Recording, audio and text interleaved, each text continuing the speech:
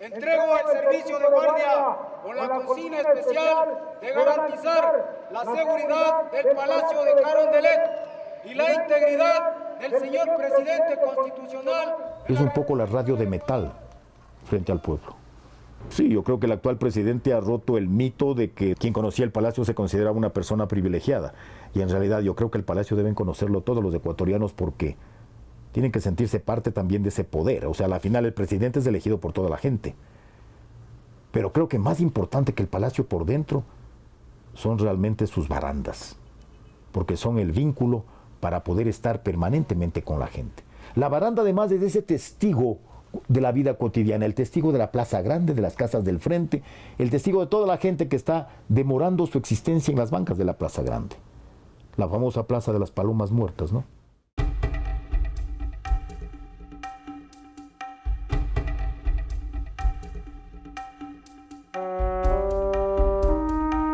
Localizado en el corazón del centro colonial de Quito, el Palacio de Gobierno evoca y expresa el sentido de pertenencia y unidad nacional que irradia este emblemático, centenario e histórico edificio, corazón de la política ecuatoriana desde los remotos años de 1600. El Palacio de Carondelet o Palacio de Gobierno ha sido el símbolo de la vida política del país desde la época colonial y naturalmente desde 1830, cuando se funda la República del Ecuador. Aquí ha jugado la vida nacional en los términos de la vida política. El presidente ha radicado en el palacio. Y a su vez, las sublevaciones, las rebeliones, los golpes de Estado, si no llegan al Palacio de Carondelet, todavía no están en el poder. Por ello, el simbolismo de este palacio que encarna al gobierno del Ecuador. La capital de esos años se organizó según el trazo del damero, que dispone las calles en ángulo recto, creando manzanas rectangulares a modo de un tablero de ajedrez. 2 siglos más tarde, llegará al Palacio de la Audiencia el Barón de Carondelet. El palacio se denomina Palacio de Carondelet. La verdad que no conocemos todavía por qué, pero sí sabemos que un habitante importantísimo del palacio fue el Barón de Carondelet, que fue presidente de la Audiencia desde 1799 hasta 1807. Durante la época de su presidencia hay una serie de reformas, pero en bien de los quiteños. Fue el precursor de lo que se ha llamado la Revolución Quiteña.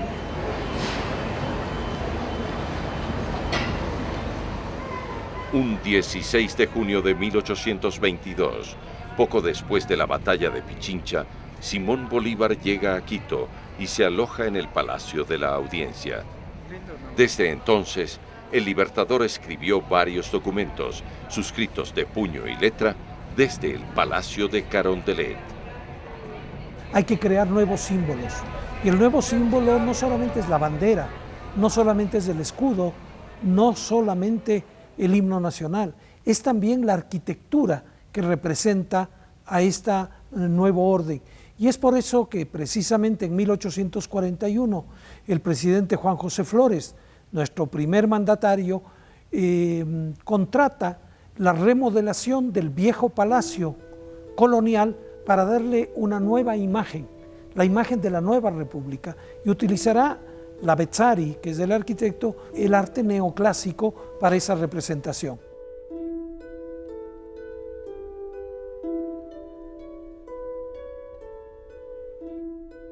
Desde el siglo XVIII, al palacio se le añaden casas colindantes y el conjunto unificado en una sola fachada sufre una serie de transformaciones.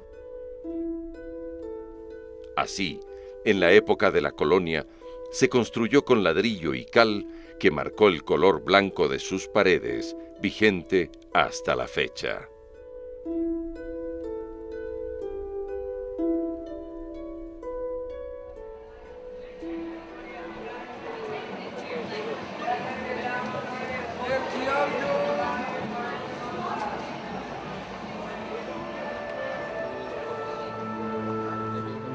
El presidente Gabriel García Moreno construyó la parte central del complejo, donde destaca el reloj público que marcó la vida de la ciudad.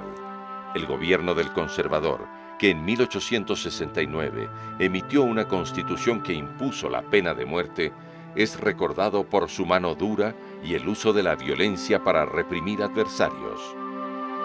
El estilo generó el odio de sus opositores. García Moreno fue asesinado, fue atacado en el portal del Palacio de Gobierno, pero él muere una hora más tarde en la Capilla de Dolores en la Catedral. García Moreno pues subía por la grada lateral, eso consta clarísimo en el proceso, por la que mira a lo que era la vieja universidad, y cuando caminó 8 pasos fue atacado por Faustino Lemus Rayo, y en ese período entre la grada y la puerta principal del palacio se dio el asesinato. Y luego fue trasladado en hombros de 6 personas y expiró en la catedral. Pero indudablemente es el hecho más violento acaecido en el Palacio de Gobierno, no cabe la menor duda.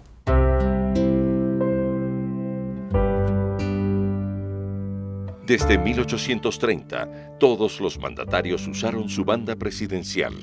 Al inicio, esta fue de color blanco y azul. Para algunos, debido a la revolución marxista del 6 de marzo de 1845. Otros sostienen que ese era el símbolo del presidente. El amarillo, azul y rojo, bandera de la Gran Colombia, fundada por Simón Bolívar, fue el tricolor que el presidente Eloy Alfaro ratificó como símbolos patrios. Esa es la bandera de la Gran Colombia, de la que funda Simón Bolívar en 1819.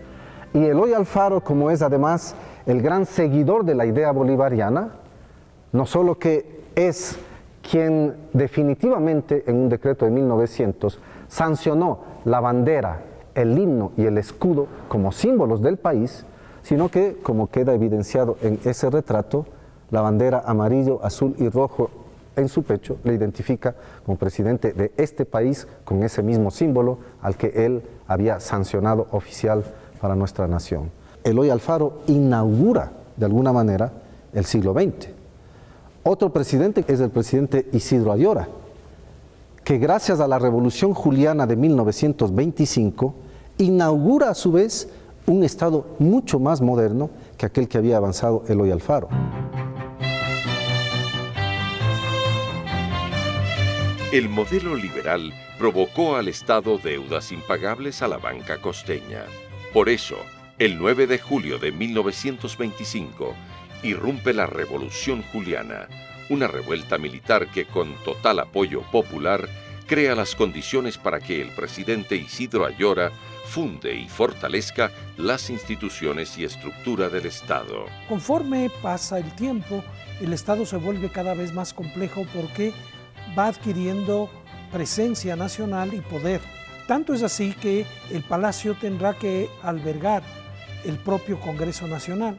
De manera que para finales del siglo XIX, el Palacio de Gobierno alberga tanto a la Presidencia de la República, algunos ministerios y también al Congreso Nacional.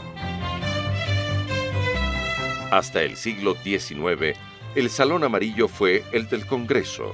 Albergó las sesiones de senadores y diputados, separados por una cortina que se levantaba para dar lugar al Pleno.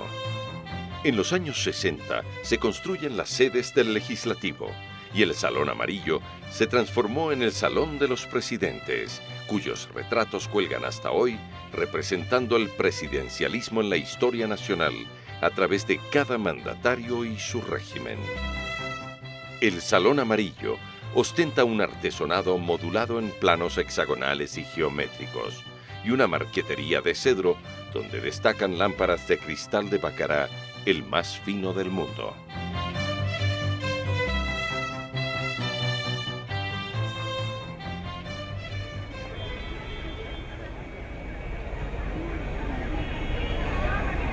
A pesar de las transformaciones realizadas durante la historia del palacio, las covachas se mantienen en el subsuelo. En la época de la colonia, sirvieron para financiar al naciente Estado. Hoy, otros personajes sobreviven en el tiempo. Yo creo que a cualquier persona que pasa por aquí, nacional o extranjero, le asombra que bajo el despacho del señor presidente de la República hay una peluquería. Eso demuestra todavía la paz y tranquilidad de este país, en que el señor presidente de la República se siente seguro en el palacio a pesar de que abajo de su despacho están tiendas alquiladas por personas comunes y corrientes. Las actuales barandas del Palacio de Carondelet lo fueron primero del Palacio de las Tullerías, situado en el centro de París y que fue incendiado en 1871 durante una insurrección de obreros que luchaban por sus derechos. Luego fueron puestas en venta. Durante el gobierno de García Moreno, su representante en París, Antonio Flores Gijón, las adquiere y años más tarde se instalan en el frente del Palacio de Carondelet. El Ecuador y Francia tienen hoy, más que nunca, todo lo que se requiere para... Las barandas del Palacio de Gobierno vieron la Revolución Francesa. Y eso tenemos nosotros, no tienen los franceses. Esto lo supo De Gaulle. Cuando De Gaulle llega a Quito el 24 de septiembre de 1964, él golpeó la baranda. Él dijo, Tullerías. Él sabía que eran las barandas de las Tullerías. Años más tarde, estas mismas emblemáticas barandas son nuevamente testigos de un enfrentamiento durante el 1 de septiembre de 1975. El general González Alvear ataca el palacio para derrocar al entonces dictador Rodríguez Lara, quien sale airoso, pero prohíbe hablar de esa fecha, que por el humor quiteño es conocida desde entonces como el 32 de agosto. La balacera dejó secuelas en edificios aledaños y la parte frontal e interior del palacio. Luego de la revuelta, el mariscal Sucre sufrió su segundo asesinato. Prueba de ello, la estatua de bronce de este patriota conserva aún el agujero de la bala de fusil. La pieza de arte permanece en el despacho protocolario del presidente, en cuyas paredes lucen retratos de Simón Bolívar y Manuela Sáenz. En este lugar, el presidente recibe a visitantes ilustres. Quito tiene este hermosísimo palacio que recoge ese simbolismo del gobierno, de la vida activa de los ciudadanos, de las esperanzas y en muchos casos también de las frustraciones, pero ante todo de ese futuro que siempre es aspirar a una mejor democracia y a una mejor estabilidad para la misma sociedad.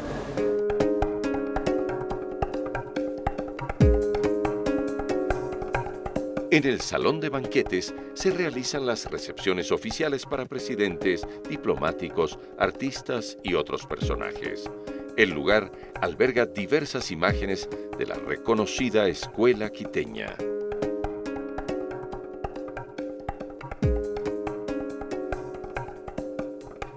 Como parte de la remodelación de los años 60, el pintor quiteño Osvaldo Guayasamín plasmó en un mural de magnífica cromática el profundo significado y el papel histórico de 400 indios que protagonizaron el descubrimiento del río Amazonas.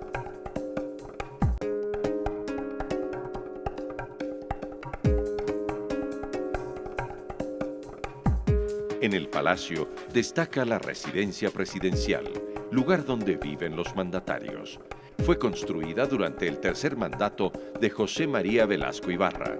En este lugar permanece un piano donado por su esposa Corina, además de otras obras de arte pertenecientes a la colección del Banco Central. La cocina forma parte de este espacio, que incluye el comedor de la residencia, donde el presidente almuerza cotidianamente con sus más apreciados invitados.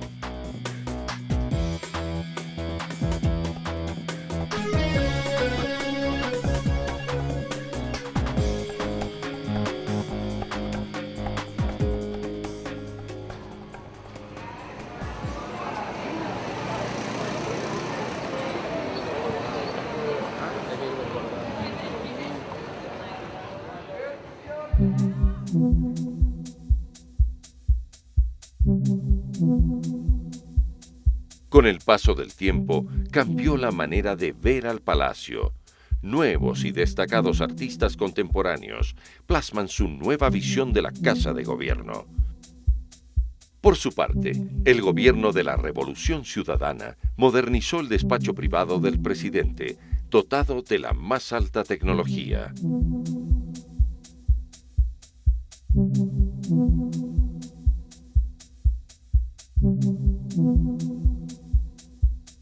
Las mismas condiciones tecnológicas para establecer una comunicación impecable y al instante facilitan el trabajo de quienes laboran en el Salón del Gabinete, desde donde el presidente de la República y sus asesores y ministros realizan sesiones de trabajo virtuales con sus similares que informan y trabajan desde sus propios despachos o de diversos puntos del territorio nacional. El Palacio de Gobierno, el Palacio de Carondelet, siempre fue cerrado, en el sentido de que el poder está aquí y este poder tiene que construir desde su interior las acciones de política hacia el exterior. Es importantísimo que desde 2007 este mismo palacio se haya abierto al pueblo ecuatoriano, en el sentido de que no es simplemente un edificio aislado donde gobernante está haciendo su política, sino que los gobernados entran a palacio, pueden verlo, pueden sentirlo suyo, porque es parte de su propia identidad soberana y de su vida nacional a través de la historia.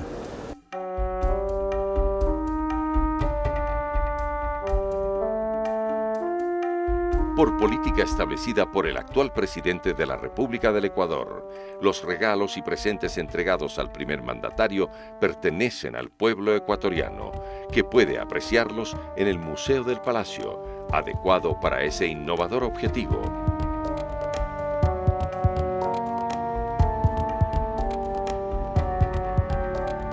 Por primera vez en la historia nacional, estos obsequios, esculturas y otras creaciones de arte y artesanía del Ecuador y el mundo son accesibles para el ciudadano y el visitante de la Casa de Gobierno.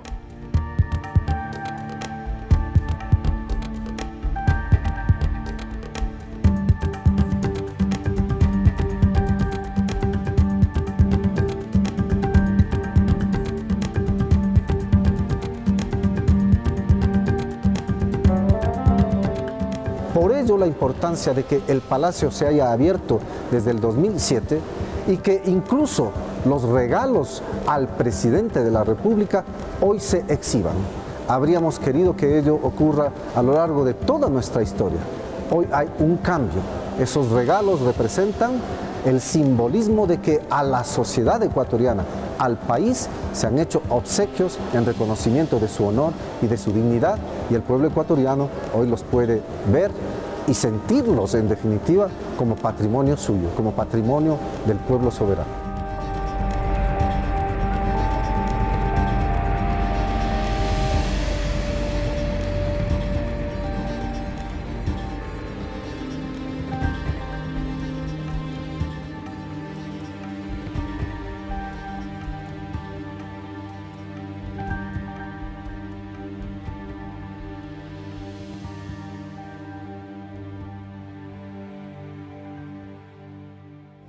La Revolución Ciudadana avanza.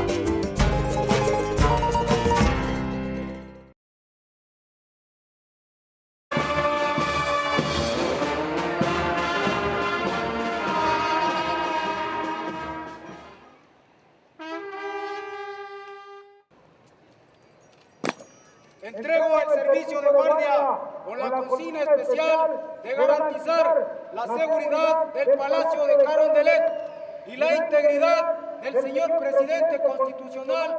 Es un poco la radio de metal frente al pueblo. Sí, yo creo que el actual presidente ha roto el mito de...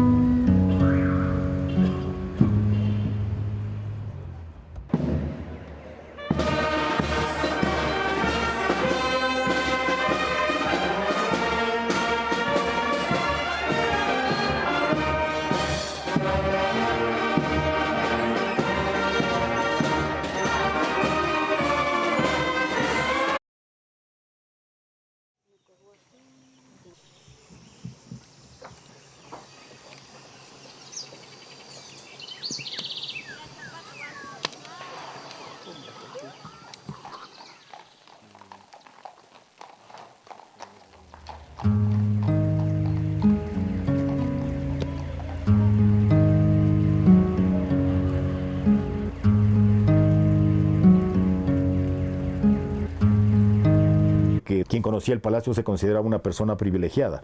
Y en realidad yo creo que el Palacio deben conocerlo todos los ecuatorianos porque tienen que sentirse parte también de ese poder. O sea, al final el presidente es elegido por toda la gente. Pero creo que más importante que el Palacio por dentro son realmente sus barandas. Porque son el vínculo para poder estar permanentemente con la gente. La baranda además es ese testigo de la vida cotidiana, el testigo de la Plaza Grande, de las casas del frente, el testigo de toda la gente que está demorando su existencia en las bancas de la Plaza Grande. La famosa Plaza de las Palomas Muertas, ¿no?